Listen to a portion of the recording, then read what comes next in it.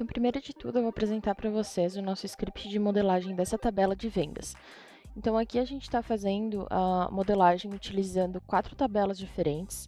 Então, a gente está utilizando a capa do pedido de venda, onde tem as informações gerais da venda, a tabela de itens do pedido de venda, onde tem o detalhamento dos itens e quantidades e valores, né?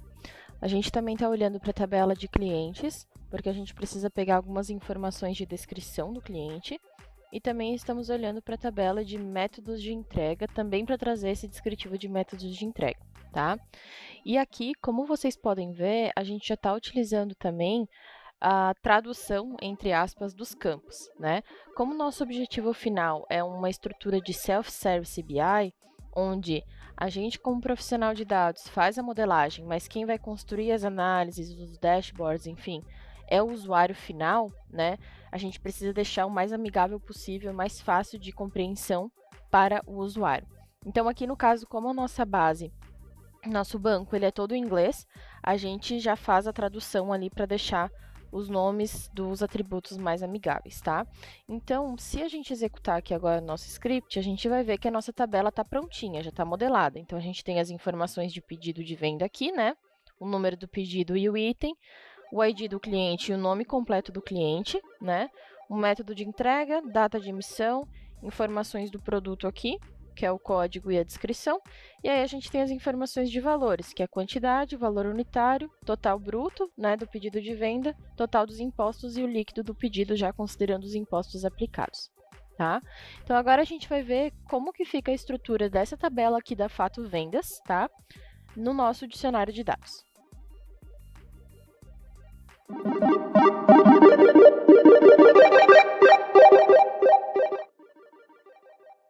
Então aqui, pessoal, eu já deixei a estrutura pronta para agilizar o vídeo também e mostrar para vocês quais são as informações básicas que a gente precisa para um dicionário de dados de fácil entendimento, tanto para os profissionais que vão trabalhar na sua equipe junto com você, né, quanto para os usuários finais que não participaram da parte de modelagem dos dados.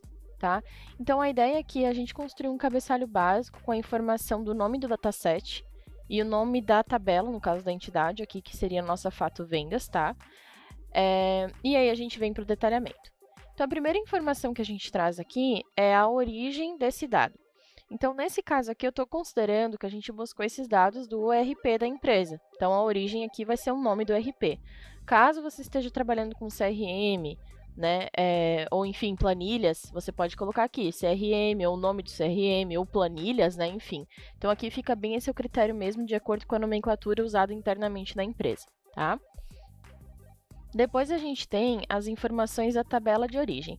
Então, como aqui eu estou tratando de um banco de dados ali no SQL Server, né? Aqui eu vou colocar o nome das tabelas que eu trouxe os dados.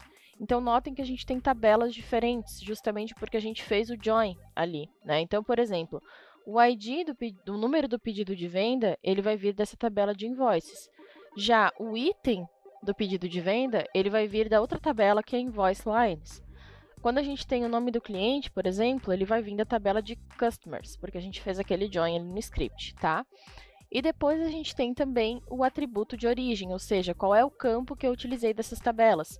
Então, o número do pedido de venda, ele no banco de dados ele se chama Invoice ID e ele pertence a essa tabela aqui. Tá? Então, são informações que vocês podem adicionar para facilitar depois o trabalho de manutenção também, tá? Depois a gente tem a coluna do atributo dataset, que é exatamente a descrição que a gente vai utilizar dentro do conjunto de dados, tá? Então, aqui já é aquela versão em português que a gente fez, tá? Depois a gente pode colocar o tipo de dado aqui.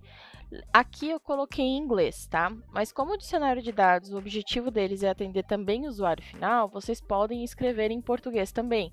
Então, por exemplo, aqui o que é texto eu coloquei como string, mas nem todo usuário sabe o que quer dizer string, então nada impede de você escrever texto mesmo, tá? Não tem problema. Depois a gente tem a informação de atributo derivado. O que é um atributo derivado? Dentro da modelagem de dados, né, geralmente, quase 100% dos casos, a gente não utiliza somente os dados brutos que vêm para a gente. A gente precisa fazer algum tratamento ou algum cálculo específico, principalmente quem trabalha ali muito com a parte de vendas, né, de financeiro, contábil, enfim, precisa fazer muito cálculo. E esses cálculos, que não são dados brutos que vêm dos sistemas, né, dos softwares ali, a gente chama eles de atributos derivados, porque eles são derivados de outros campos. Tá? Então, notem que quando a gente está falando dessa linha aqui, ó, 15 e a 17, a gente não tem tabela origem nem atributo origem, porque eles são dados derivados, tá? E quando a gente fala de dados derivados, é bem legal a gente trazer no dicionário de dados qual foi o cálculo utilizado para chegar nesse atributo derivado. Então, por exemplo, a gente tem aqui o campo de valor total bruto. Ele é um atributo derivado e ele veio dessa fórmula aqui, da multiplicação do valor unitário pela quantidade. A mesma coisa a gente tem o valor total líquido. Ele é um atributo derivado e foi derivado da fórmula valor total bruto, que é o campo anterior ali, mais o valor total de impostos, tá? E ainda a gente consegue trazer uma informação aqui, que é aonde que esse atributo derivado foi calculado. Isso aqui não é uma informação para o usuário, tá? Isso aqui é mais uma informação para você, profissional de dados. Por quê? Porque caso você entregue, por exemplo, uma nova tabela para o teu usuário, né? O usuário vai vir aqui e vai dizer, essa fórmula não está certa, precisa arrumar essa fórmula. Você vai saber exatamente onde essa fórmula foi criada, tá? Porque quando a gente está falando de uma arquitetura de dados muito complexa, você pode ter N ferramentas ali no meio. Então, aqui a gente fez muito simples, a gente fez um script que vai alimentar um BI. Mas, às vezes, pode ser que você está fazendo esse script no DW da empresa, ou, às vezes, você está fazendo essa fórmula, né? Esse cálculo ali você vai fazer, sei lá, num Power Query da vida, se você trabalha com Power BI. Então, essa questão de saber exatamente onde foi feita essa tratativa desse dado derivado, desse atributo derivado, é muito importante para a manutenção desses cálculos, tá? Então, é uma informação que você pode adicionar, não é obrigatória, mas facilita muito a vida, tá? E ainda um campinho de observação, caso você queira colocar alguma observação, ou caso o seu usuário queira colocar alguma observação também, tá? Então, essas aqui são as informações básicas que a gente precisaria ali para criar um dicionário de dados de conjunto de dados.